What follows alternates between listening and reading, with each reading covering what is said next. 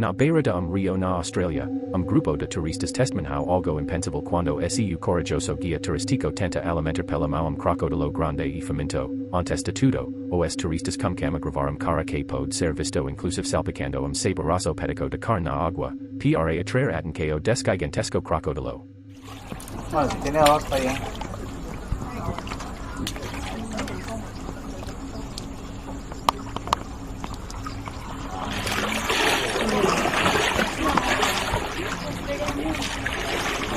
Com esse enorme predador apenas alguns centímetros ai de distância dele, o cara continua a fazer show ai provocando o animal, quando as coisas de repente acabam tomando rumo inesperado.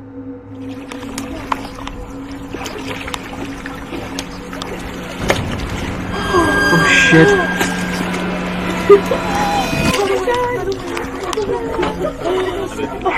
Com todos lá choque com o que acabou de rolar com esse cara, eles continuam observando o animal enorme por mais alguns minutos antes de parar de gravar ai por completo.